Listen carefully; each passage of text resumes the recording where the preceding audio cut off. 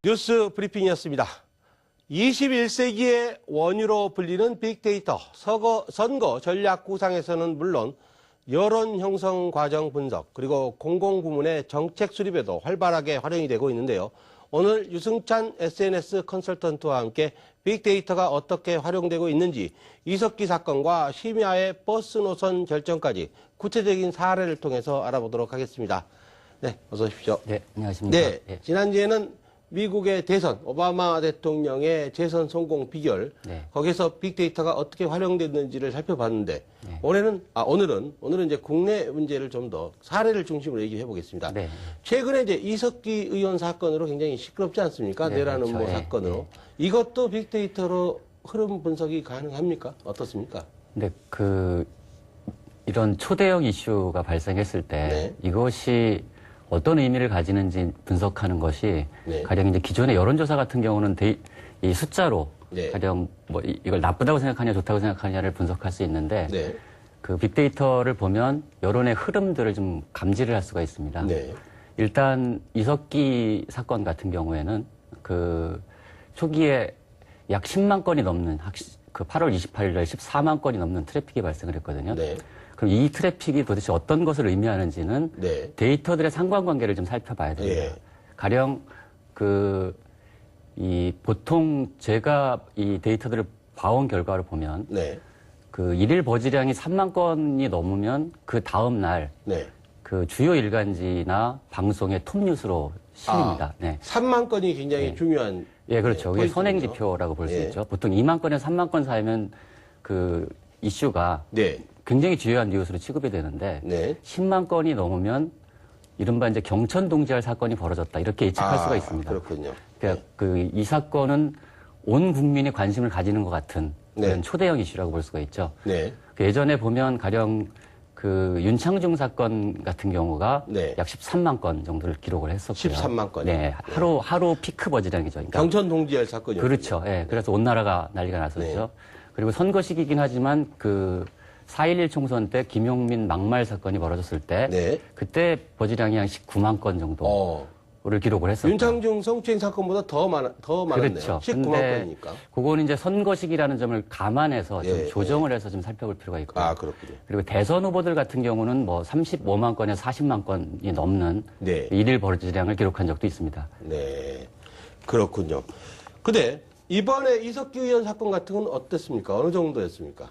이전과 비교해 봤을 때. 이전과 비교해 봤을 때 가령 선거 시기가 아닌 경우에는 네. 윤창중 사건보다도 더 많은 버즈량을 기록했고 네. 그만큼 관심이 컸다 이렇게 볼 네. 수 있고요. 그리고 이 사건이 윤창중 사건에 비해서 굉장히 좀 중대하다, 무겁다. 네. 윤창중 사건은 사회적, 도덕적으로 무거웠지만 법적으로는 사실 좀 아주 무거운 사건은 아니지 않았습니까? 네. 이번 사건은 그런 미국에서는 경범죄로 일단 그렇죠. 네, 예. 된 것으로. 이 사건은 근데 사회적으로나 도덕적으로나 법적으로 네. 굉장히 무겁게 받아들이고 있는 분위기입니다. 네. 지금 트래픽 추이가 나오고 있는데, 내란 음모 혐의 사건의 트래픽이 트위터와 블로그를 합해서 네. 14만 건에 육박하는 걸로 그렇게 나와 있습니다. 네. 14만 건이니까 윤창중 성추행 사건이 13만 건, 그리고 지난 총선 때 김용민 막말 사건이 19만 건이니까 그 중간 정도 됩니다. 윤창중보다 좀 더 많고 김용민보다는 좀 적은데 선거 시기를 감안하면 근데 이 사건이 더 크다고 볼 수도 있습니다. 그렇게 봐야 되겠군요. 보통 선거 시기에 정치적 관심이 한 3배 정도 버즈량이 늘어나는데 네. 3배까지 적용할 수는 없겠지만 어쨌든 이번 사건이 갖고 있는 파장은 지금까지 정치적 사건으로 보면 가장 강력한 사건이 아니었나 이렇게 생각을 하고 있습니다. 네, 그렇군요. 자, 시간대별로의 흐름은 어땠는지 보도록 하겠습니다. 전체적인 흐름과 블로그, 트위터 이런 것들이 다 조금씩 다르지 않습니까? 그렇죠. 예. 근데 문서 집계로 보면 트위터가 이런 사건 같은 경우는 98%에서 99%를 차지합니다. 아, 그렇군요. 트위터 문서가 하루에 약 1,000만 건 정도가 한국어 트윗만 집계가 되기 때문에 네. 블로그 이 문서 건수로 보면 네. 압도적이죠, 트위터가. 네. 근데 이번 사건 같은 경우는 가령 첫날 네. 가장 높은 버즈량을 기록을 했죠. 네. 그러니까 14만 건에 육박하는 버즈량을 기록한 뒤에 네. 소폭 하락하고는 있지만 네. 그 추세가 굉장히 완강하게 유지되고 있다. 네. 그리고 저기 보면은 그 31일, 1일은 좀 버즈량이 좀 떨어지는 추세이지 않습니까? 네, 그렇습니다. 근데 이 소셜미디어도 주말에는 좀 쉽니다. 네. 주말에는 좀 잠잠해지고 네. 특히 일요일 같은 경우가 이제 늘 정치적 사건 같은 경우는 버즈량이 굉장히 떨어지는 양상을 띠게 되는데요. 네.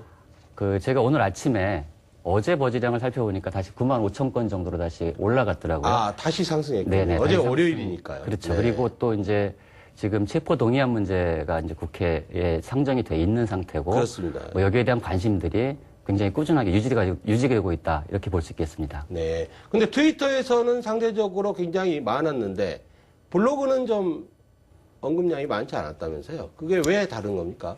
아, 블로그는 원래 건수 자체가 좀 작습니다. 네. 그러니까 그거는 그 이번 사건 경우뿐이 아니라 예. 트위터와 블로그의 수집 건수를 보면 예. 뭐 원래 트위터는 많은 사람들이 그 글을 올리고 있기 그렇죠. 때문에 네. 짧은 글이고 그렇죠. 몇 자 안 되니까 네. 누구나 이거는 참여할 수 있는데 주로 이제 키워드와 연관어를 중심으로 이 조사를 하는 것이기 때문에 네. 가령 글이 짧든 길든 네. 그 이석기나 국정원 혹은 네. 내란이 언급된 키워드들을 중심으로 이 분석을 했기 때문에 트위터 네. 수집량이 많을 수밖에 없습니다. 아, 그렇군요. 네. 지금 흐름을 보면 지난 주말까지 쭉 상승했다가 토요일과 일요일을 거치면서 하락했고 네. 다시 월요일 날 이석기 의원 체포 동의안이 어제 국회 본회의에 상정이 되면서 보고가 네. 되면서 다시 상승했다 이렇게 말씀하셨는데 네. 앞으로는 어떻게 될 것 같습니까? 예측 가능합니까? 제가 볼 때 이런 초대형 사건이 벌어지면 네. 특히 이게 진보 진영에서 벌어진 사건이지 않습니까? 네. 폭넓게 보면 그렇습니다. 그러면 하루 정도는 굉장히 침묵을 합니다. 네. 이 그런가요? 사태를 관망을 하죠. 그래서 이 28일, 29일, 30일은 트위터의 여론을 그 보수 이 스피커인 이제 변희재 씨가 주도를 합니다. 아, 가령 리트윗이 많이 된 트윗 10개를 분석해 보면 첫날은 변희재 씨 트윗이 5개, 네. 4개, 3개 네. 뭐 이렇게 이제 그 변희재 씨 트윗이 베스트 10 안에 네. 이렇게 포함이 되는데요. 아, 예. 이 3일쯤 지나고 나면서 이제 유시민 그 전 장관이나 네. 그 진중권 교수 등 그 진보 진영의 스피커들이 발언을 시작하면서 네. 이 진보 진영의 이제 리트윗 수가 많아지고 네.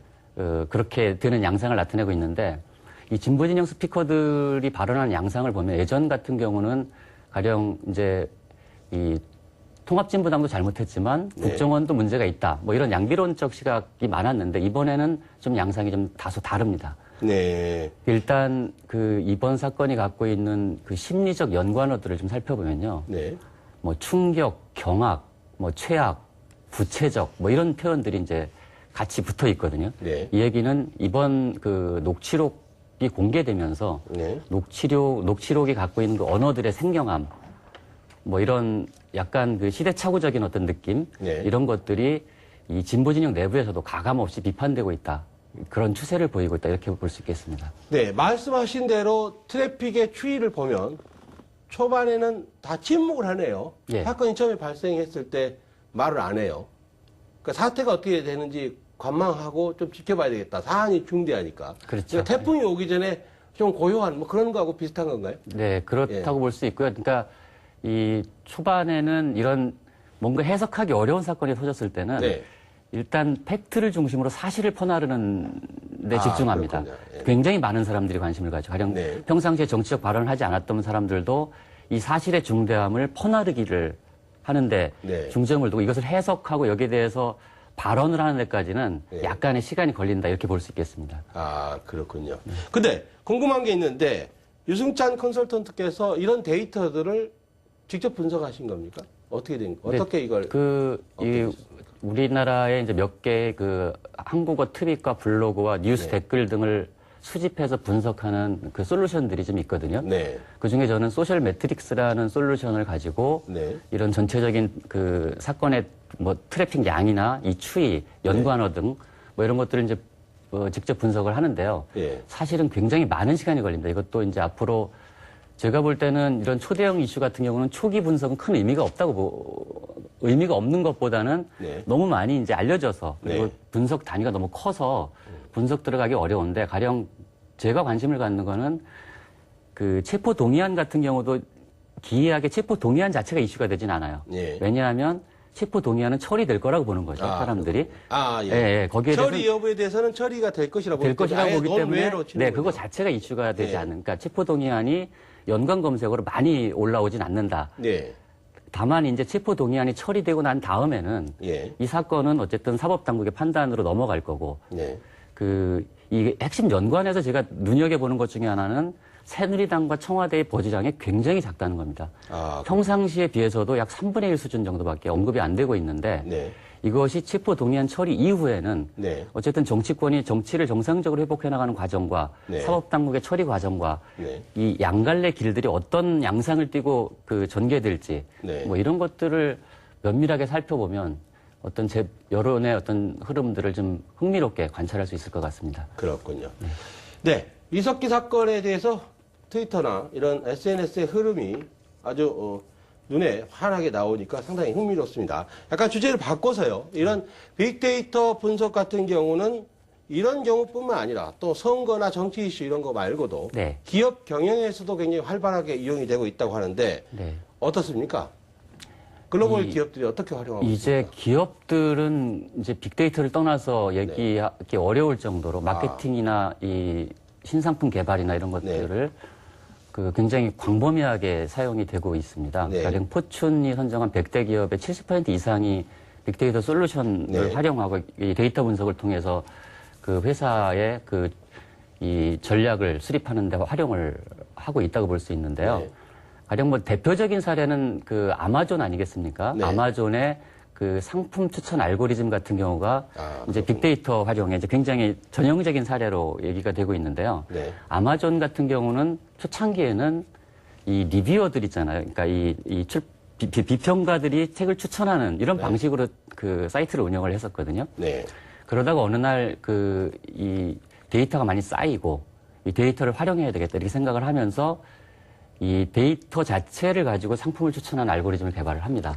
그렇군요. 어느 정도냐면 그 사람이 어떤 책을 샀는지 뿐이 아니라 그 사람이 어떤 상품에 오래 머물렀는지 그런 것까지도. 예, 그런 것까지 다 포함해서 이 상품들의 상관성을 가지고 그 사람들의 최적의 상품들을 추천함으로써 네. 이 시스템을 도입하고 나서 매출이 약 35% 정도 늘었다고 합니다. 그렇군요. 네. 정말 빅데이터를 빼고는 경영을 할 수 없는 그런 시대가 왔네요. 그렇죠. 이 밖에도 우리나라 기업 같은 경우에 한 제약회사가 네. 도매를 주로 하던, B2B를 주로 하던 제약회사였는데, 의류 수가가 계속 인하되면서 이제 경영 개선의 필요성이 있어서 B2C 제품을 만들기로 했는데, 그래서 멍 치료제를 만들기로 했습니다. 멍이 들잖아요. 그럼 사람들은 이제 멍에 대해서 그래서 빅데이터 분석을 해봤어요. 한 5년치 빅데이터를 분석을 해봤어요. 해봤더니 사람들은 멍에 대한 경쟁 제품을 인식하는 게 아니라 계란이나 소고기 같은 전통 민간 요법들이 굉장히 많이 이제 올라온 거죠. 네. 그리고 또 한 가지 사실을 발견한 거는 멍 그러면 아이들에게 필요한 것이라고 봤는데 오히려 20대 여성에게서 멍에 대한 관심들이 굉장히 많이 나타나서 20대 여성을 타깃으로 한 제품과 마케팅 전략으로 성공한 이런 사례도 있습니다. 네. 끝으로요. 이게 기업뿐만 아니라 이제 공공정책 수립에도 활용이 많이 되고 있는데 최근에 서울시에서 심야 버스의 노선을 결정하는 데서 이걸 활용했다고 하는데 어떤 식으로 활용한 겁니까?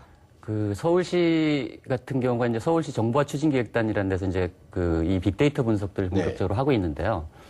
이번에 심야 버스 노선을 신설하면서 서울시는 KT가 갖고 있는 약 30억 건의 데이터들을 받아서 전화 통화. 그렇죠. 자정부터 새벽 5시까지 이루어진 전화 통화와 실제 요금 청구지 주소의 상관관계들을 분석했습니다. 그리고 택시에도 이제 승차 기록이 있는데 이것과 택시 승차 기록 그리고 신용카드 사용 기록들 등을 종합해서 이 심야버스 노선이 어디에다 설치하면 최적이고 또 유동 인구 밀집도를 판단해서 이 배차 간격을 어느 정도로 하는 것이 가장 합리적인지 이것을 빅데이터 분석을 통해서 이번에 만든 그래서 이 서울시를 비롯해서 전 세계 자치단체 주요 도시들은 빅데이터 분석을 통한 다양한 문제들을 해결하고 있습니다. 뉴욕시 같은 경우는 이 맨홀 뚜껑이 폭파하는 일이 굉장히 잦은데요. 이 뉴욕시 전체에 있는 맨홀 뚜껑에 이 데이터들을 다 수집해서 이걸 다시 데이터화해서 분석해서 이 폭발할 가능성이 가장 높은 네. 맨홀 뚜껑이 어딘지를 그 찾아내는 뭐 이런 작업들도 진행을 하고 있고요. 예, 정말 흥미롭고도 대단한 세상입니다. 네. 네, 오늘 말씀 여기까지 듣도록 하겠습니다. 지금까지 유승찬 SNS 컨설턴트였습니다. 오늘 말씀 고맙습니다. 네, 고맙습니다.